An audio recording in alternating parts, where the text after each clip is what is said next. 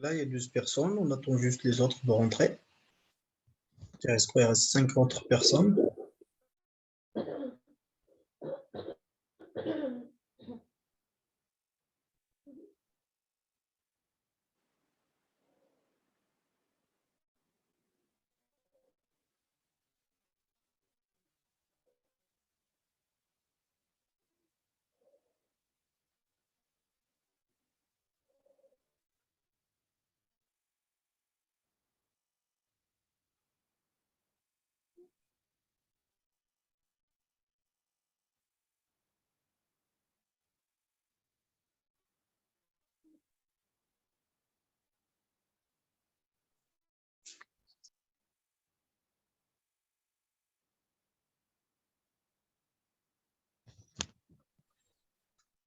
Voilà, donc je pense que tout le monde est là. Donc voilà, on était où? On était dans l'approche des problèmes interculturels. L'approche des problèmes interculturels, c'est-à-dire que la comparaison entre les cultures qui sont bien des études théoriques et idéologiques où le chercheur qui met en place ces études, effectue des comparaisons entre quoi? Entre les points de liaison ou bien les points de séparation ou, entre les cultures.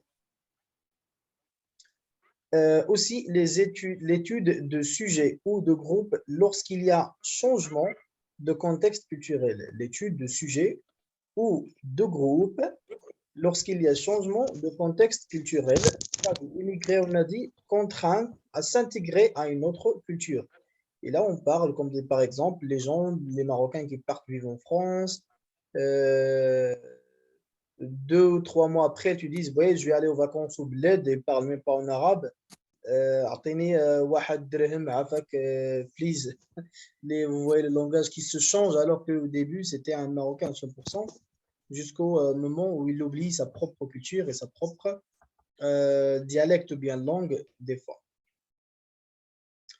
Donc oui, voilà. Donc l'étude de sujets ou de groupes d'emblée confrontés à deux univers, le cas des personnes qui font partie d'une minorité culturelle.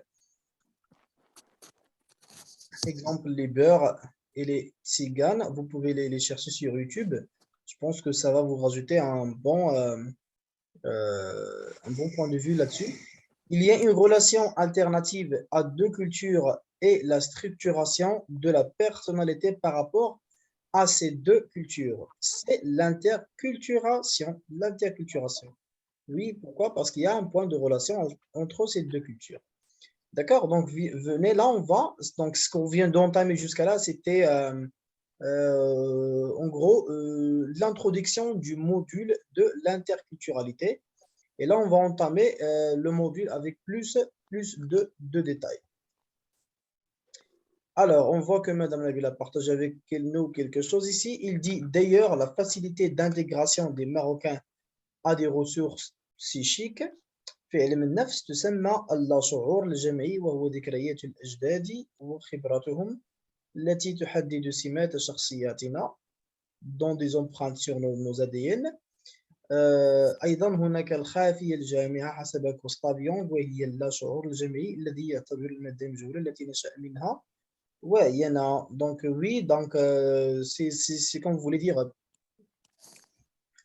tout ce que vous êtes en train de vivre euh, est un cumul de expériences et plein de trucs qui rentrent dans vos cerveaux et qui fait votre personnalité et qui s'intègre aussi à votre ADN ou bien votre chaîne génétique. D'accord? Et quand vous allez avoir des enfants, vous allez sentir qu'il y a un bout de vous dans vos enfants. C'est-à-dire que ce que vous avez vécu s'intègre dans vos enfants aussi, vos cultures, vos idées, etc. Donc, quand vous parlez par exemple à quelqu'un et vous parlez après avec son père, vous allez voir une similarité dans les idées, dans plein de trucs. Pourquoi? Parce qu'il y a une chaîne génétique qui passe de père à enfant et de père à enfant et de père à enfant et ça continue. Donc, même si cet enfant part vivre dans un autre pays quelque part avec une autre culture, vous allez toujours ressentir cette liaison entre lui et son père. C'est parce que c'est génétique, c'est dans l'ADN. D'accord? des gens, par exemple, si on voit par exemple, depuis l'aube de création, on sait que les Juifs, par exemple, sont des commerçants. D'accord?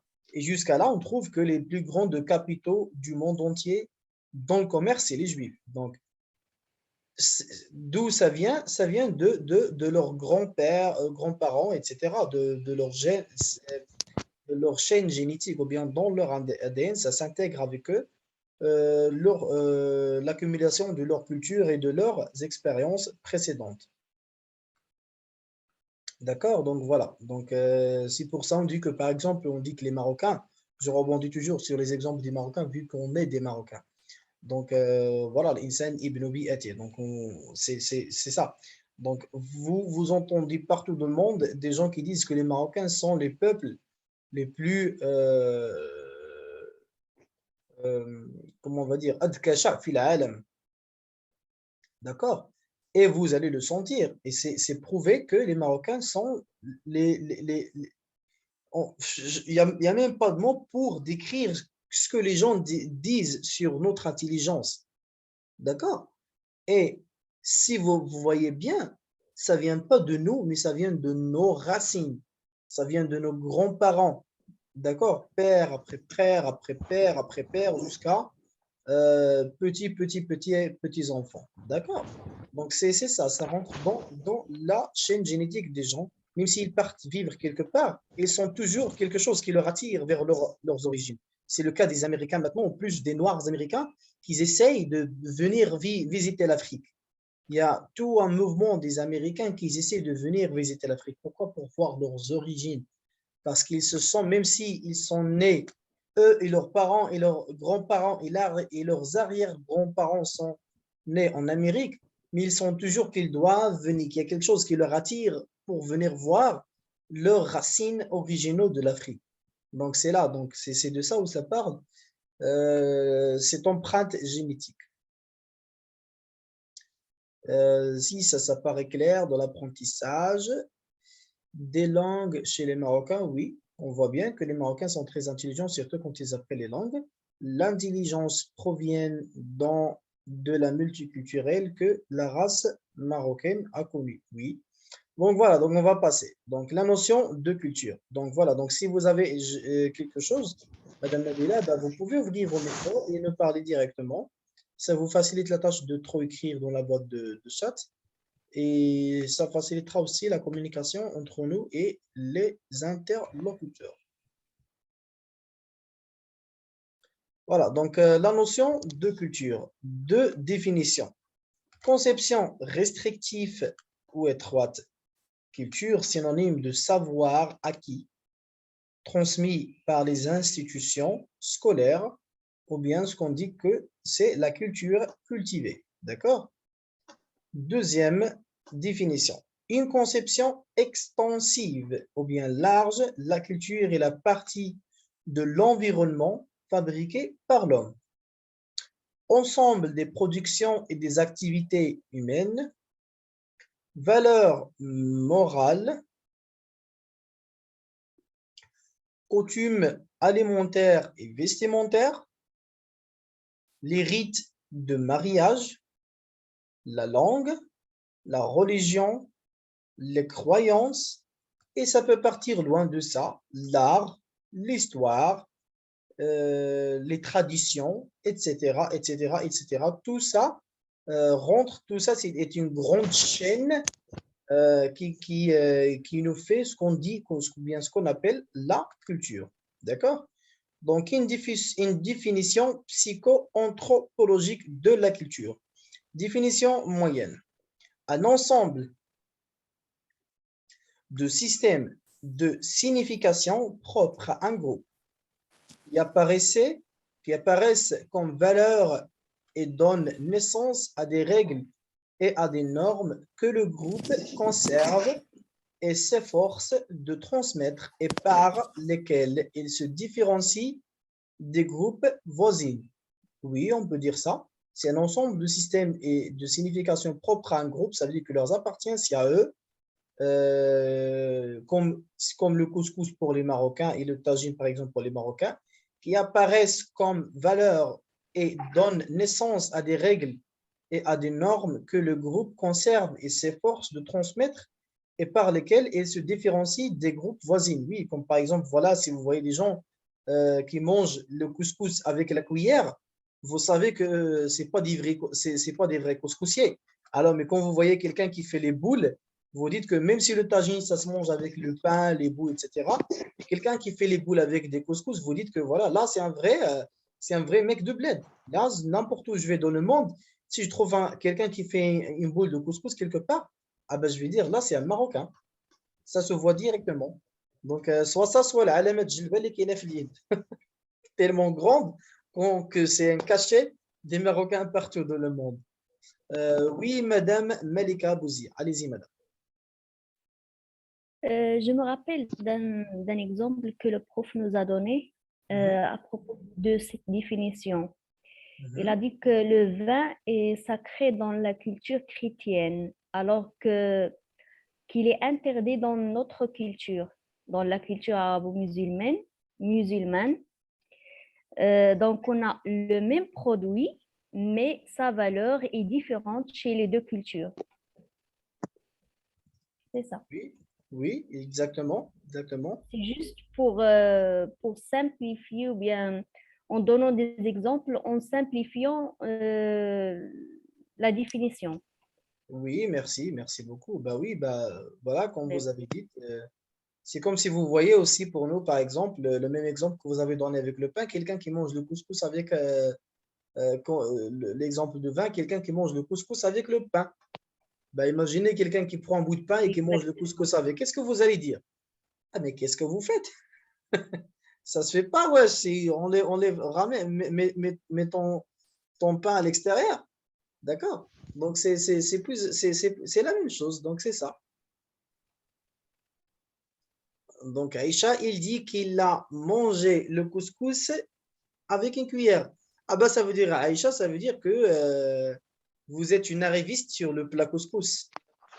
Vous, il faut vivre la sensation de faire des boules, comme il faisait Mamajda. Après, vous donnez les boules aux petits enfants qui sont à côté de la table pour les faire apprendre aussi que voilà, il faut manger le couscous avec les boules.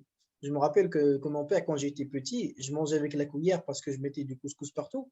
Mais lui, il me dit non, mets la cuillère en bas et attends que je te donne des boules. Il me donne une boule avant de avaler la mienne. Lui, il mange une, il me donne la troisième. Il mange une, il me donne la cinquième et ça part boule vers ma bouche, boule vers sa bouche. Jusqu'à j'ai appris de faire mes propres boules. Et là, je peux même faire des grandes boules que je peux vous dire, si je vous tire avec, ça, ça va vous faire mal. Mal au ventre en tout cas.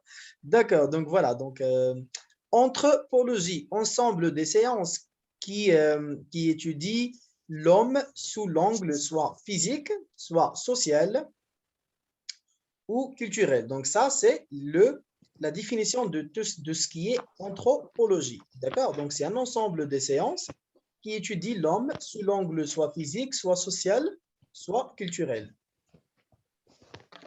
Essayez avec la fourchette aussi, c'est très pratique.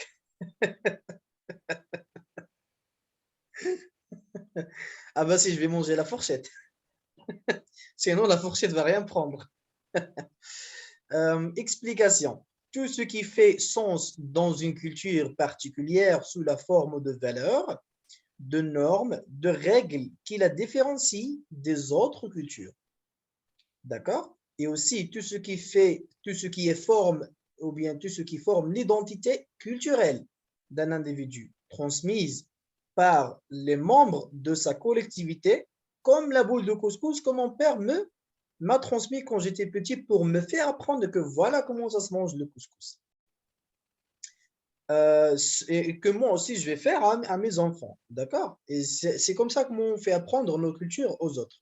Ce sont des choses acquises dans sa communauté qui permettent de définir son identité culturelle et sa propre culture, tout simplement. Jusqu'au moment où il va voir quelqu'un qui mange un tagine quelque part, il va se dire, ah là, c'est un Marocain. D'accord? Même si il le voit de Le Mans, il rentre dans la maison de quelqu'un en Angleterre, il voit un tagine, il va se dire, bah, celui-là, c'est un Marocain. Il a du thé, il a un tagine, bah, c'est un Marocain. Voilà, donc quoi d'autre? Pour Hall, donc Edward Hall, il dit que la culture détermine la manière dont les individus perçoivent l'environnement. Oui, oui, parce que pour moi, si je rentre dans un pays où il y a des mosquées, par exemple, où il y a des maisons normaux, etc., je vais me dire, ben oui, je suis chez moi, parce qu'il y a quoi à manger, il y a où prier, donc je vais me sentir dans mon pays, même si ce n'est pas mon pays. Pourquoi? Parce que je peux pratiquer ma culture dans ce pays.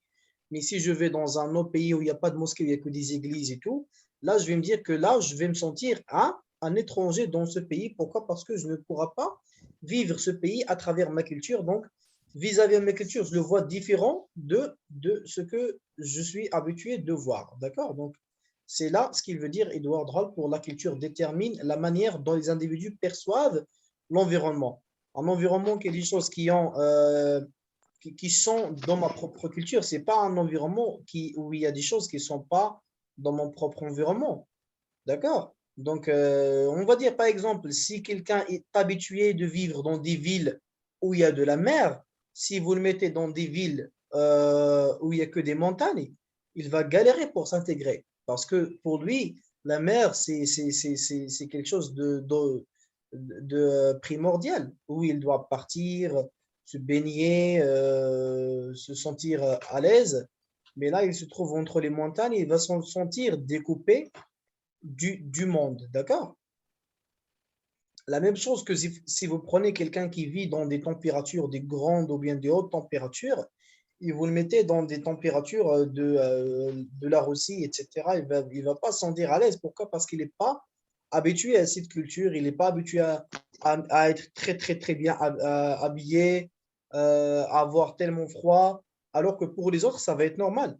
Mais les autres, quand ils vont venir ici, nous, on a froid, et eux, ils sortent avec des t-shirts et des shorts parce que eux, ils sont habitués au froid. Donc, chacun il perçoit son extérieur ou bien son environnement selon sa propre culture. Et voilà. Donc, le temps et l'espace et l'utilisation de l'expression verbale et non verbale. Ah ben oui. Donc, un environnement, on va dire que voilà, l'environnement d'Agadir ou bien du Maroc aujourd'hui, ce n'est pas l'environnement du Maroc il y a 10 ans, ou ce n'est pas le Maroc il y a 20 ans. Donc, ça change. Le temps, le changement de temps, le changement de l'espace et aussi le changement de l'utilisation de l'expression verbale et non verbale. D'accord? Donc, par exemple, si vous voyez le signe, vous faites à quelque chose, à quelqu'un comme ça, avec la tête, et vous faites avec vos bouches, pour nous, c'est mal vu au Maroc. Si vous faites comme ça à quelqu'un, c'est comme si vous dites à quelqu'un, vous êtes rien. D'accord? Quelqu'un qui vous parle et vous faites, donc, genre, vous êtes rien. D'accord? Donc, dégagez-vous. Alors qu'en Turquie, par exemple, ça veut dire laisse tomber. Ça ne veut pas dire quelque chose qui est mauvais, mais ça veut dire genre, c'est pas grave, tranquille. D'accord? Vous dites à quelqu'un, par exemple, quelque chose qui est arrivé, vous dites à quelqu'un, vous avez ce qui s'est passé, il va vous dire, genre, laisse tomber. D'accord? Donc là, c'est le même geste, mais c'est vu différemment dans deux pays qui sont, les deux pays sont des pays musulmans. Voilà, donc la culture, selon Edward Hall, est anthropologue. Quoi déjà? Edward Hall, c'est un anthropologue américain qui définit la culture comme un ensemble de règles tacites, implicites, de comportements inculqués dès la naissance lors du processus de socialisation précoce dans le cadre familial. Donc voilà, donc c'est un mélange de plusieurs règles, de plusieurs lois, de plusieurs valeurs, de plusieurs principes acquises par un individu dans son petit environnement au début quand il était petit, c'est-à-dire sa petite famille, après de sa grande famille, après de son quartier, de sa ville et de son pays en général quand il grandit un peu et qu'il y a une grande perception pour déjà euh, pouvoir comprendre des choses qui sont plus qui sont plus grandes. Donc voilà, donc c'est l'ensemble.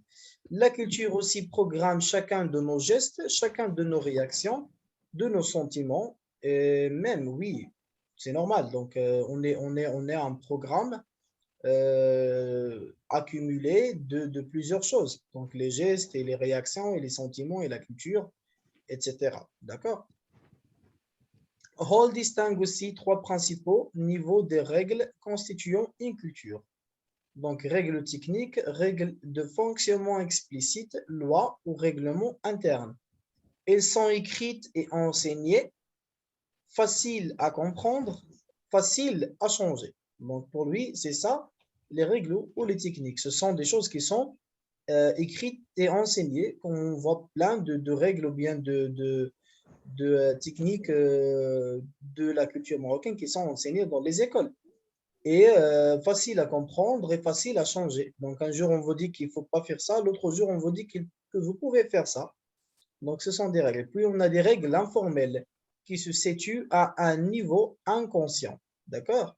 Ça veut dire la distance spatiale dans la conversation, les gestes, la position du corps, les mimiques, les mots à utiliser ou non dans un contexte précis, etc.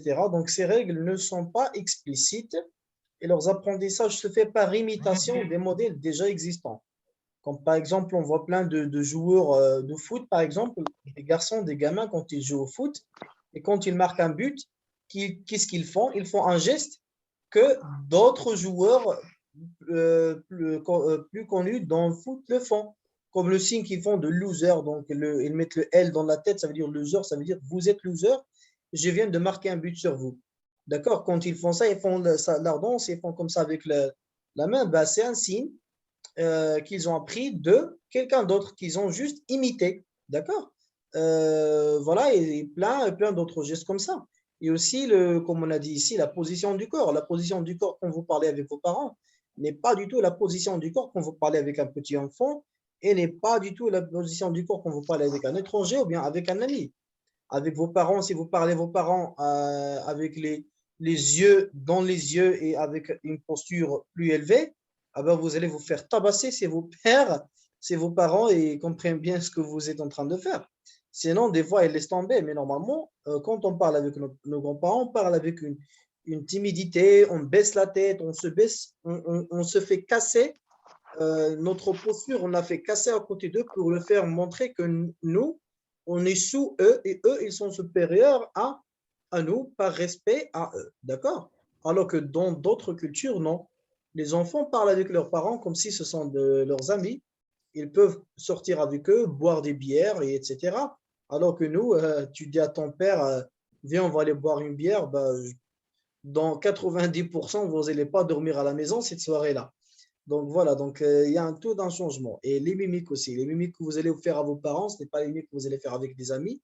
Et il y a aussi des mimiques que vous n'allez même pas faire à qui que ce soit. Donc voilà, donc ça rentre dans le cadre des règles informelles. Les règles formelles se situent entre les deux règles. Règles morales et règles de vie en société. D'accord? Règles morales, ça veut dire les choses que sont, pour vous, ce sont morales. Il ne faut pas voler, il ne faut pas faire ci, il ne faut pas faire ça. Et aussi des règles de vie en société. Il ne faut pas jeter la poubelle partout, il ne faut pas faire ci, il ne faut pas faire ça, etc. Donc, voilà. Donc, tradition, principe, religion et croyance. Aussi, ça rentre dans les règles formelles. On voit que bien que les traditions nous mettent des choses, comme par exemple, si on met du sucre dans le thé, il faut faire quoi? Il faut verser le thé dans des verres et le reverser et de verser et de reverser au lieu de le faire tourner par la cuillère. Si quelqu'un tourne le sucre dans la théière par la cuillère, qu'est-ce que vous dites? Il doit le faire. Donc là, c'est par ordre de tradition. Alors que soit vous faites ci ou soit vous faites ça, le sucre, il va fondre dans le thé et ça va être bien. Mais nous, par tradition, on est obligé de faire ça. Et le plus haut que vous pouvez prendre la théière, le plus que vous êtes marocain. Et le plus bas que vous prenez la théière, le plus que vous êtes nul en préparant le thé. Et il y a ça, il y a les principes aussi, des principes qui rentrent dans les règles formelles, des principes qu'on ne peut pas dépasser. Puis, religion, voilà, et les croyances aussi, ça nous implique forcément des règles qu'il ne faut pas parler avec les parents avec une grande voix, il faut pas faire, il faut prier à l'heure, il ne faut pas voler, il ne faut pas faire ça, il ne faut pas faire ci, etc. Donc, par exemple, on va dire, juste dire un exemple. Pour nous, s'il y a eu une relation d'amour entre un garçon et une fille, lors du mariage, les deux font le maximum possible pour que ça ne sorte pas d'hors d'eux, pour que ça reste entre eux, pour protéger leur honneur, on va dire. D'accord? Voilà, parce que là, il y a cette culture et cette tradition conservatrice. Alors que dans les pays européens, si la fille atteint au niveau de lycée et qu'elle n'a jamais eu un copain et qu'elle n'a jamais été en relation d'amour avec quelqu'un, il va être mal vu par les autres. Alors que pour nous, dans notre culture, il sera bien vu. Alors pour eux, il sera mal vu, comme s'il était moche, il n'était pas bien. Donc voilà, donc là, on voit qu'il y a une différence de culture entre les règles formelles. Sont bipolaires, deux pôles, bien et mal, et tabou, permis. Donc voilà, donc là, c'est presque la même chose. On voit les choses comme permis, non permis, ou quelque chose qui est bien et quelque chose qui est mauvaise. Résiste au changement, voilà. Donc n'importe quel changement qui arrive, on voit qu'il y a des règles formelles qui résistent au changement. On voit que voilà, on a la connexion, on a la Wi-Fi, on a tout ce qu'on a, la technologie, machin. Mais toujours on dit que voilà, et il ne faut pas voler. Et il ne faut pas faire ci, parce que là, ce sont des règles formelles qui résistent au changement. D'accord? La culture est là et culturalité. Les cultures sont des notions dynamiques, ça veut dire, oui, bah, ça veut dire des cultures qui peuvent changer d'une manière à une autre. Les cultures aussi, les cultures ne peuvent pas être appréhendées comme des entités indépendantes. Oui, on va dire que voilà, ils ne peuvent pas être appréhendés comme des entités indépendantes parce qu'ils ne sont pas indépendantes. D'accord? Elles sont dépendantes. Dépendantes de quoi? Dépendantes de l'individu, de son environnement, de l'espace ou du temps et tout un tas de choses, de la religion, etc. Donc voilà, donc ils sont dépendantes. C'est pour cela, on préfère utiliser le terme culturalité car il renvoie au métissage et aux emprunts. La culture est mouvante en perpétuel changement. D'accord, donc voilà, donc je pense que c'est clair jusqu'à là. Est-ce que vous avez des interventions, des questions jusqu'à là, ou bien est-ce que ça vous paraît facile?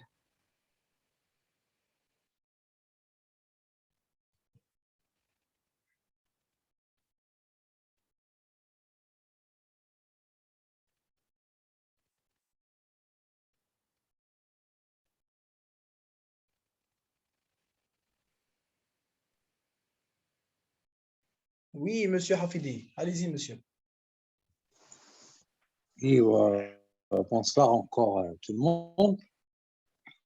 À vrai dire, je tiens toujours à ma demande que j'ai déjà mentionnée. Ce serait mieux de présenter les définitions en arabe, Oui, allez-y. je crois. Personnellement, je suis un petit peu perdu parce qu'il y a pas mal de termes que j'ai pas bien compris. Mhm. Et vu mon propre moyen de préparer les polycopiés, c'est que je m'arrête à euh, Mhm. devant chaque terme que je ne comprends pas pour l'expliquer. Mais je vais pas. D'accord, donc vous me dites pas compris, comme ça on les explique. Et il y en a beaucoup, mais titre. Je crois qu'il y a un autre microphone qui est on. Non, je pense pas. Mais moi, je l'entends. Hmm. Bon, les mots en gras, au moins les définitions qui sont écrites en gras, Parce que là, les depuis titres. le début. Là, je suis Comme ça, là. je crois au début, enfin, je vais pas quand même arrêter tout le groupe pour des raisons privées. Je suis qu'une seule unité. La culture et la culturalité. Je vais vous déranger pour Il n'y a pas de descendre. dérangement. Il n'y a pas de dérangement. Vous me dites, et moi, Merci, là où vous êtes merci. perturbé, on s'arrête. Non, le dernier paragraphe, Le dernier culture paragraphe. et culturalité. C'est la culture qui Culture et est culturalité. dynamique.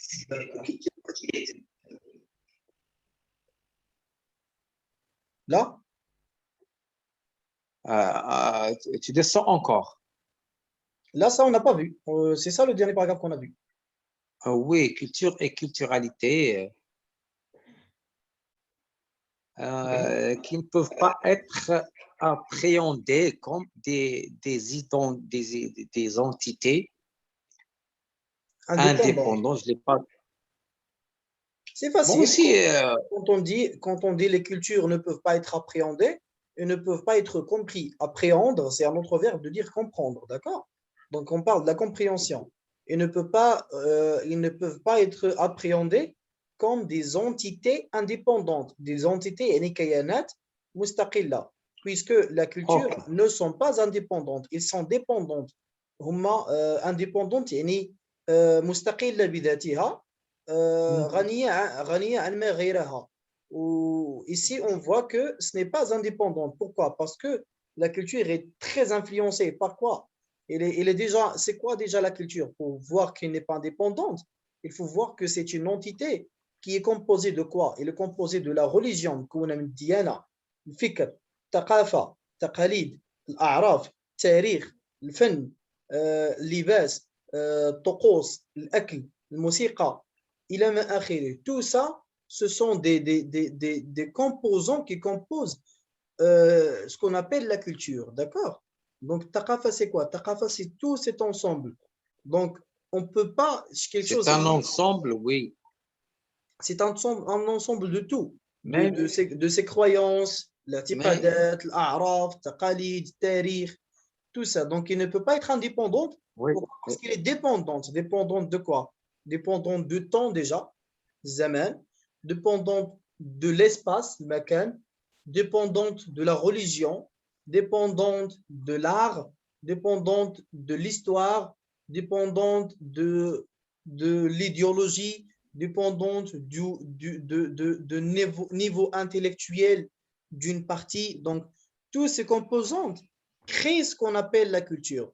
Donc, c'est pour ça qu'on dit que la culture ne peut pas être comprise comme être indépendante parce qu'elle est déjà dépendante de tout ça. D'accord? oui.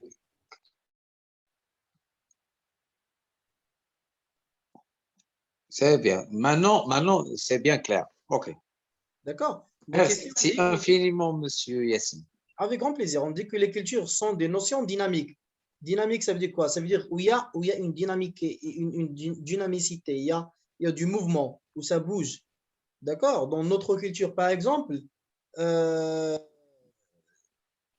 qu'on va dire? Dans notre culture, c'est pas bien de s'asseoir dans le même endroit avec une fille. D'accord? Mais là, c'était avant. Avant, si les gens vous voient avec une fille, c'est soit vous êtes fiancé, soit vous allez être fiancé, soit vous allez vous marier. D'accord? Sinon, les gens vont mal vous voir. S'ils savent que vous n'êtes pas fiancé et que vous marchez ensemble, ils vont se dire, ah bah, c'est pas son frère, c'est pas son père, qu'est-ce qu'il passe? Il y a quelque chose ici. C'est qui lui? D'accord? Donc, même la fille ne peut pas vous laisser la voir avec, ou bien près de son quartier avec les gens. Alors que maintenant, non. Maintenant, si vous marchez avec des filles partout, les gens vont rien dire et vont se dire que voilà, peut-être ils sont dans la même école, peut-être ils sont mariés, peut-être ils travaillent ensemble, donc ils vont vous donner plus d'excuses. Oui, oui. Parce que la culture, elle est un peu changée. D'accord? Avant, vous ne pouvez pas, Oui. si votre voisin rentre dans une maison avec une fille que vous ne connaissez pas, vous allez appeler la police, vous allez appeler tout le monde, ça va, vous allez péter un câble. Mais maintenant, si vous voyez les gens et les filles qui rentrent partout, vous dites quoi? Ah oui, ils font leur vie, on fait notre vie, vous faites rien du tout. Vous le trouvez maintenant normal. D'accord? Donc, Oui, ça, pourquoi? Parce que oui, la culture, il est dynamique, il a changé, il bouge. D'accord? Pourquoi il bouge? Parce qu'il est influencé par le temps. D'accord? Il est influencé par le temps. Et c'est ça l'interculturalité, il est influencé par le temps oui, qui introduit d'autres cultures. Comme par exemple le Maroc, on le voit très bien que le Maroc aujourd'hui, il est très influencé par la culture séculaire. Donc, il devient de plus en plus séculaire. Il adopte de plus en plus des choses qui sont, qui étaient au début inacceptables, que maintenant ils sont normales ou acceptables. oui, Alors, c'est pour cela on préfère utiliser le terme culturalité. Donc, voilà, donc on comprend que le terme culture et culturalité sont la même chose. C'est juste qu'on veut dire culturalité pour signifier cette dynamicité et cette indépendance de culture, ou bien cette dépendance, pardon, de culture. Voilà, donc la culture est mouvante, il bouge, et on perpétue le changement, il se change tout le temps. Donc voilà. Je pense qu'on a tout expliqué dans ce paragraphe, sauf si vous avez des choses à mieux expliquer.